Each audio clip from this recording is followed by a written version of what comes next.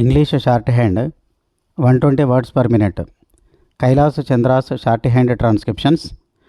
Volume 5, transcription number 101. Please get ready. Start. Mr. Deputy Chairman, there is no dispute in regard to the question that the working journalists had been suffering for long and that they need legal protection in their profession. As they were suffering, government appointed the press commission, and as a result of the recommendations of the press commission, we are here discussing this bill today to safeguard their interest. Now, our aim is to protect them from their employers. This bill gives them protection under the Industrial Disputes Act, as the operation for so many years of this act was in the hands of the Labor Department or the Labor Ministry. That department and that ministry are fully aware how it should be operated, as there have lot of difficulties and lot of differences of opinion between one court in one state and the other court in the other state in regard to one item and one interpretation. The interpretation is required to be incorporated in this bill as to what is meant by a workman. The Industrial Disputes Act has given the definition of the term workman, but it has been interpreted by different courts in different states in different ways. Now, again, we are dealing with two parties, and one party is the employer. In the definition of the employer also, we do not find if we can properly put the directors or the managers as the employers. Now this bill has tried to exclude certain staff and certain people doing certain jobs.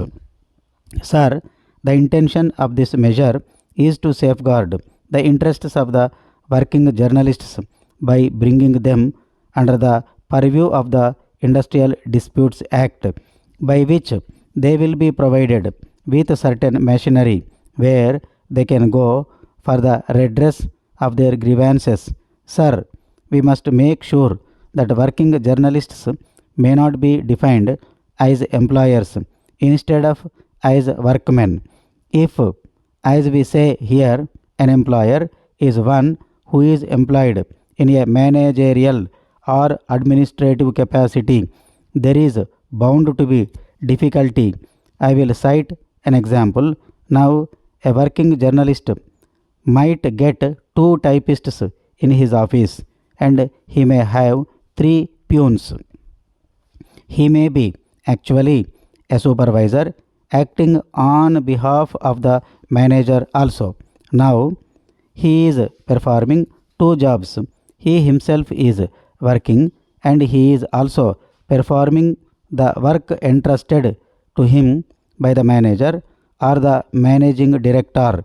If such a person has got any grievance, he goes to this machinery that is to be appointed under this bill, and he is entitled to get relief. But as he is partially employed as manager, he may be denied that right. Therefore, I am afraid that whatever we may try to do, we must be very specific in this matter. I think we should say that the working journalist means a person whose principal avocation is that of a journalist, etc., etc. And then they are also termed as workmen under the Industrial Disputes Act. Otherwise, we will be faced with that sort of difficulty as other trade unions are experiencing in their day-to-day work in the appellate tribunal or the industrial tribunal or in other courts. I hope that the minister in charge of this bill will consult the labor minister, who is an expert in this matter, as to how to safeguard really the interests of these people by putting a proper definition for the working journalists. Now, I have got another point. Really, this should have been brought forward by the Labour Department, as they have been operating the Industrial Disputes Act. Under the Industrial Disputes Act, we have got some machinery which has got to come into being when there is a dispute.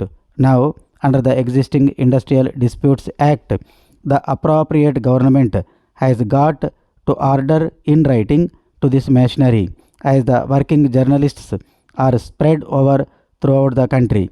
I am not clear in my mind whether for the purpose of the working journalists this Industrial Disputes Act will be operated by the central government or by the state governments. Both the central and the state governments have their own machinery, from the Chief Labour Commission to the Reconciliation Officer. The Government of India has got a set of machinery throughout the country, and again the state governments have got their own Labour Commissioner and other officers.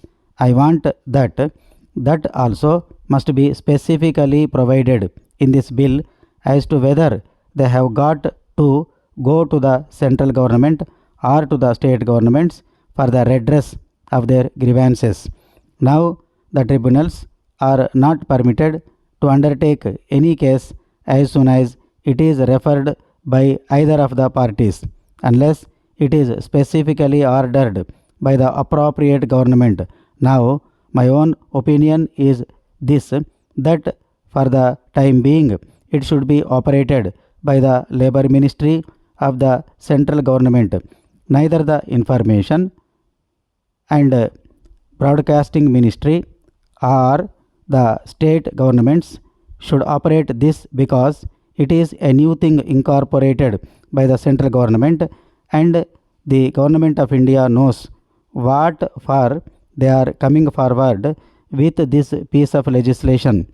I want that the Information Ministry should hand over this business to the Labour Ministry, which should operate this through its own machinery. Sir, anyone who knows anything of journalism in this country will welcome the protection that this bill gives to working journalists. There is no doubt that their present lot is a hard one, and that it is difficult sometimes even for the best of them to discharge their duties honestly. But the remarks made by my honorable friend make me anxious to understand and scope of the bill. My honorable friend spoke the protection given to editors who expressed their views freely, even though they may be unpalatable to the proprietors of their papers. Sir, is it really the object of the bill to make the working journalists to decide the policy of the paper to which they are now attached?